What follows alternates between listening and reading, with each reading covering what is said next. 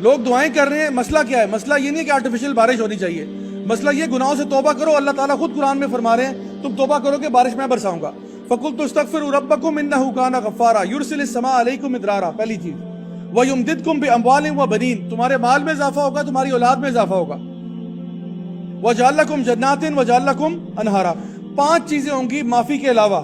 اللہ تعالیٰ فرما رہے ہیں میں معاف تو کروں گا ہی کروں گا، لیکن آسمان سے رحمت کی بارش بھی برسا دوں گا. مال ملیں گے تمہیں، ڈالر ملیں گے، نوٹ ملیں گے توبہ کرنے سے. رزق میں اضافہ ہوگا توبہ کرنے سے. اور تمہاری اولاد میں اضافہ ہوگا، نیک اور صالح اولاد عطا فرماؤں گا. اور تمہیں باغات عطا فرماؤں گا، ہرے بھرے باغات دوں گا اور ان میں نہروں کو جاری کر دوں گا. اس کو ایک ورڈ میں ہم کہتے ہیں پراسپیرٹی، خوشحالی. توبہ کرنے والے بنو گے، لائف میں کیا آ جائے گا؟ خوشحالی آ جائے گی. کوئی آپ چاہتے ہیں آپ کی لائف میں خوشحالی آئے تو فارمولا کیا جناب؟ توبہ. تو یہ جو توبہ ہے نا، یہ کوئی چھوٹی چیز نہیں ہے. توبہ سے انسان کے مشکلیں، مصیبتیں، پریشانیاں دور ہو جاتی ہیں جو انسان توبہ کرنے والا ہوتا ہے. تو اگر انسان دل میں ارادہ کر لے کہ یا اللہ مجھے معاف کر دینا، مجھ سے غلطی ہو گئی، تو اللہ تعالیٰ رحمان و رحیم ہے.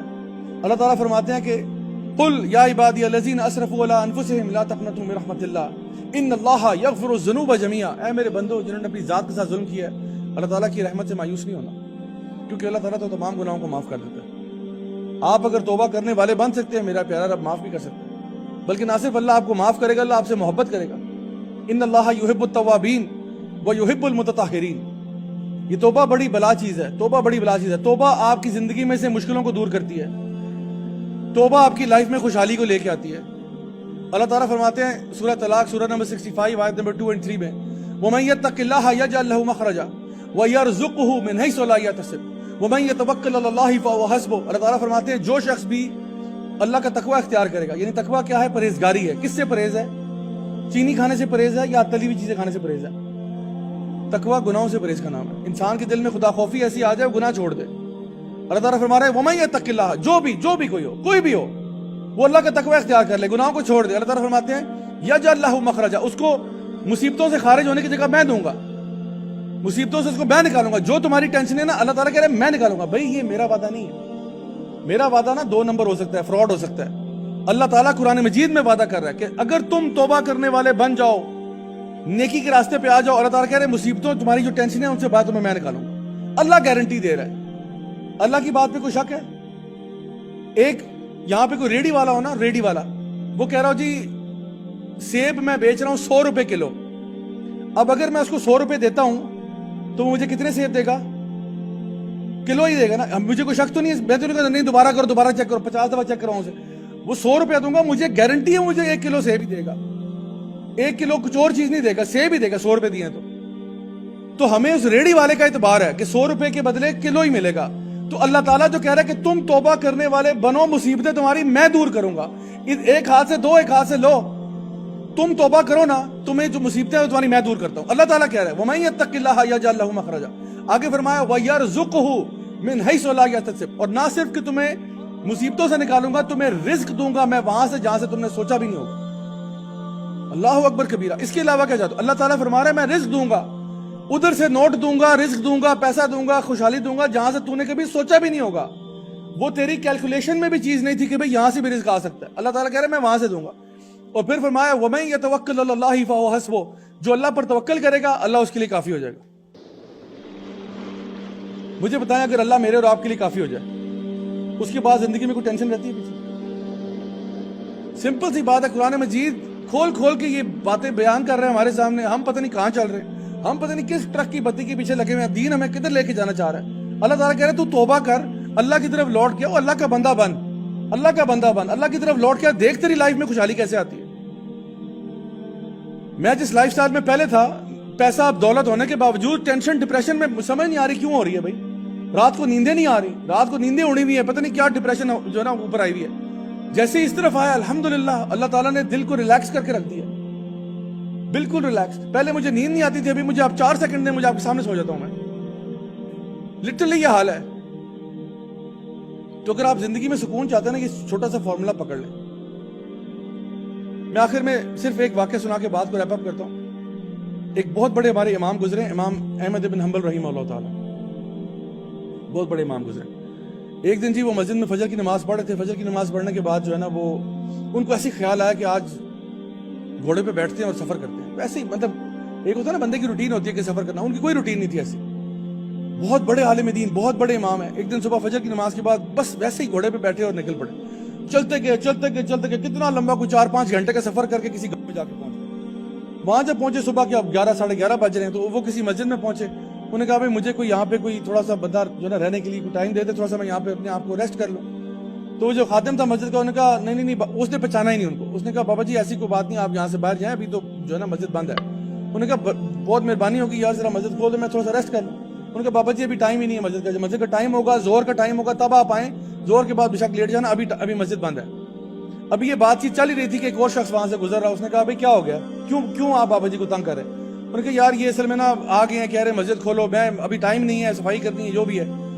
تو اس نے کہا بابا جی آپ اس کو چھوڑیں, آپ میرے ساتھ آئیں, آپ آئیں میرے ساتھ, میں آپ کو نا کھانا شانا کھلاتا ہوں, آپ ذرا میرے پاس ریسٹ کر لیں. وہ چلا گیا, اس کی دکان تھی بندے کی, تندور تھا اس کا. وہ امام احمد بن حنبل رحمہ اللہ تعالیٰ کو پکڑ کے تندور کے پاس لے گیا. وہاں جا کے اب روٹیاں بنانا شروع کر رہا ہے. روٹیاں اور دال چنے جو بھی وہاں پہ پکتا تھا وہ اس کو ساتھ پک رہا ہے. اب وہ روٹیاں لگا رہے ہیں, امام صاحب نوٹ کر رہے ہیں کہ یہ جو بندہ ہے یہ جب بھی روٹی لگاتا ہے تو یہ اس کا منہ ہل رہا ہے مستقل. تو انہوں نے پوچھا کہ بھائی کیا میں آپ سے پوچھ سکتا ہوں کہ یہ آپ مستقل طور پہ کیا پڑھ رہے ہیں, کوئی وظیفہ پڑھ رہے ہو, کیا پڑھ رہے ہو؟ اس نے کہا کہ بابا جی میں تو بس استغفار کر رہا ہوں, اللہ کا بس استغفار کرتا ہوں, میرے سے غلطیاں ہو جاتی ہیں, کوتاہیاں ہو جاتی ہیں, استغفر اللہ معاف فرمائے, بہت غلطیاں ہوتی ہیں, کچھ غلطی سے ہوتی ہیں, کچھ جان بوجھ کے ہو جاتی ہیں, تو اللہ سے بس معافی ہے, اللہ تعالیٰ معاف فرمائے. تو میری بس عادت ہے کہ جب بھی میں روٹیاں لگاتا ہوں میں استغفار کرتا رہتا ہوں ساتھ ساتھ. تو امام صاحب نے کہا کوئی فائدہ ہوا اس کا؟ کہتے ہیں فائدہ ایسا ویسا. کہتے ہیں آپ دیکھیں میری یہاں پہ روٹی اتنی ہے کہ ابھی یہاں لوگ نماز کے لیے آئیں گے نا, تو ہمارے اس گاؤں میں کوئی 6-7 ہیں تندور والے, لیکن جتنا رش میری دکان پہ لگے گا آپ کی سوچ ہے کسی اور کی دکان پہ نہیں. حالانکہ میں کیا بس یہی ہے, تندور ہے, روٹیاں ہیں اور دال چنے بس یہی ہے, لیکن اتنا رش ہوگا کہ آپ کی سوچ ہے, اور اتنا رش کسی کی دکان پہ نہیں. اتنا رزق دیا اللہ تعالیٰ نے. میں توبہ کرتا ہوں, میں استغفار پڑھتا ہوں, اللہ تعالیٰ نے میرا رزق کھول کے رکھ دیا, کوئی ٹینشن ہی نہیں میری زندگی میں. اور میں جو دعا مانگتا ہوں بابا جی وہ قبول ہو جاتی ہے, جو دعا مانگتا ہوں قبول ہوتی ہے. امام صاحب کہتے ہیں اچھا امام صاحب بڑے حیران ہو کہ بڑی حیرت کی بات ہے, کمال بات ہے آپ نے جو بات کہی ہے. کہتے بس ایک تھوڑا سا گلہ ہے. کہتے ہیں ان کا وہ کیا؟ کہتے گلہ یہ ہے کہ ایک دعا پچھلے ہفتے سے مانگ رہا ہوں وہ ابھی تک پوری نہیں ہوئی. انہوں نے کہا وہ کیا دعا ہے؟ کہتے وہ دعا یہ ہے کہ آپ نے نام سنا ہوگا, ایک بہت بڑے امام ہیں یہاں پہ رہتے ہیں, احمد بن حنبل نام ہے ان کا. امام صاحب نے کہا ہاں نام تو سنا ہوا ہے. کہتے ہیں بس میری نا بڑی خواہش ہے, مجھے نا اللہ تعالیٰ کے دین کے ساتھ جو لوگ جڑے ہوتے ہیں نا ان سے بڑی محبت ہوتی ہے. دعا یہ ہے کہ اللہ تعالیٰ کبھی ان کا دیدار کرا دے, کبھی میں بھی ان کے ساتھ قدموں میں جا کے بیٹھوں, ان سے سیکھوں, کوئی علم کی 2 باتیں, کوئی دین کی باتیں جو نا میرے پلے بھی پڑ جائیں. میں ویسے ان پڑھ آدمی ہوں, مجھے پڑھنا لکھنا کوئی نہیں آتا, لیکن میں اللہ کے بندوں سے بہت محبت کرتا ہوں, اور امام صاحب سے تو کچھ ضرورت سے زیادہ ہی محبت ہے مجھے. تو میں چاہتا ہوں کہ میں جاؤں, بس کام کی مصروفیات ایسی ہیں کبھی جانا ہی نہیں ہوا, تو بہت دور رہتے, 4-5 گھنٹے کا سفر ہے سر, میں کیسے جاتا؟ امام صاحب نے اس کو گلے لگا لیا, خدا کی قسم مجھے نہیں پتا تو کون ہے یار, مجھے نہیں پتا, لیکن لگتا ہے ایسے کہ جیسے اللہ تعالیٰ نے مجھے اٹھا کے تیرے پاس بھیج دیا, میں امام احمد بن حنبل ہوں. کہتے ہیں مجھے یقین ہے اس بات کا بیٹا کہ اللہ تعالیٰ نے تیری استغفار کی وجہ سے, اللہ تعالیٰ نے یہ نہیں چاہا کہ تو میرے پاس آئے, اللہ نے مجھے اٹھا کے تیرے پاس بھیج دیا. اور کہتے ہیں مجھے نہیں پتا میں آج فجر کے بعد کیوں نکلا, مجھے نہیں پتا میں کیوں نکلا, نہ میرا معمول ہے یہ کرنے کا, لیکن لگتا ہے ایسا ہی ہے کہ جو ہے نا رب تعالیٰ نے مجھے وہاں سے اٹھا کے تیرے پاس بھیج دیا کہ میرا ایک بندہ ہے وہ تجھے بہت پکارتا ہے. آپ سوچیں یہ اللہ تعالیٰ کے معاملات ہوتے ہیں, یہ اللہ تعالیٰ کے معاملات ہوتے ہیں. بھائی اس راہ پہ چل کے تو دیکھو, پتہ چلے گا کہ اصل زندگی کھلتی کس طرح سے. لوگ اپنی مصیبتوں میں بیٹھے ہوئے, پریشانیوں میں, کبھی اس کے پاس جاتے ہیں, کبھی اس کے پاس جاتے ہیں, کبھی ٹینشنوں میں چلتے ہیں, سمجھ نہیں آ رہا کسی ہم لوگ سائیکولوجیکل ڈس آرڈرز کا شکار ہو رہے ہیں. حالانکہ اللہ تعالیٰ کہہ رہا ہے کہ تو توبہ کر کے اس رستے پہ آ, تیری ساری مشکلوں فکروں کا ذمہ میری طرف. مائی ڈیئر اسٹوڈنٹس, ہم لوگ نا اللہ کو یہ نہیں بتاتے کہ ہمارے پرابلمز کتنے بڑے ہیں, ہم اپنے پرابلمز کو بتاتے ہیں کہ ہمارا اللہ بہت بڑا ہے. پھر انسان کے ذہن میں نا ٹینشن نہیں رہتی. تو انشاءاللہ بس میں یہ چاہتا ہوں کہ آج جو بھی چھوٹی سی بات آپ کے سامنے پیش کی ہے, بس ایک دل میں نیت کر لو کہ جو بھی دیکھو غلطی کوتاہی ہوئی ہے, غلطیاں تو سب سے ہوتی ہیں, آپ وسلم کی حدیث بھی ہے کہ ہر ابن آدم خطا کار ہے, لیکن ان میں سے بہترین وہ ہیں جو توبہ کر لیں. بس دل میں یہ ارادہ کر لو کہ یار میں نے توبہ کرنی, آج سے میں نے استغفار کرنا ہے, میں نے توبہ کرنی. یار غلطیاں ہر بندے سے ہوتی ہیں, اگر غلطی سے توبہ کر لی اور پھر دوبارہ غلطی ہو جائے پھر کیا کریں؟ پھر توبہ کریں, اچھا پھر غلطی ہو جائے پھر توبہ کریں, 1000 دفعہ ہو جائے 1000 دفعہ توبہ کریں. اللہ معاف کرنے سے نہیں تھکے گا. آپ ہو سکتا ہے تھک جائیں, آپ ہو سکتا ہے توبہ کرنے سے خدا نہ خواستہ توبہ کر لیں, اللہ تھکتا نہیں ہے معاف کرنے میں. نبی کریم صلی اللہ علیہ وسلم فرماتے ہیں گناہ کر کے توبہ کرنے والا ایسا ہے جیسا اس نے گناہ کیا ہی نہیں ہے. تو پھر کیا ٹینشن ہے؟ آپ توبہ کرو، بار بار لوٹ کے آؤ، انشاءاللہ وہ گناہ چلا جائے گا، آپ کی توبہ برقرار رہے گی۔ لیکن اگر آپ نے خدا نہ خواستہ توبہ کرنے سے توبہ کر لی تو گناہ بالکل قائم رہے گا اور آپ کا رشتہ اللہ تعالیٰ سے ٹوٹ جائے گا، جو کہ ہمارے لیے بڑی بربادی کا باعث ہے۔ تو انشاءاللہ بس اتنا مجھ سے فیور کر دیں کہ آج ہی بس یہ ارادہ کر لیں، نیت کر لیں کہ آج میری زندگی کا پہلا دن ہے، میں اپنے آپ کو بہتر کرنا چاہتا ہوں، میں انشاءاللہ اللہ تعالیٰ کی راہ میں آنا چاہتا ہوں۔ یقیناً یہ نہیں میں کہہ رہا کہ جی آپ کل سے کوئی مفتی صاحب بن جائے، علامہ بن جائے، لیکن چلو بیبی سٹیپس لے کے I want to make a change in my life, اتنا تو پرومس کر سکتے ہیں نا۔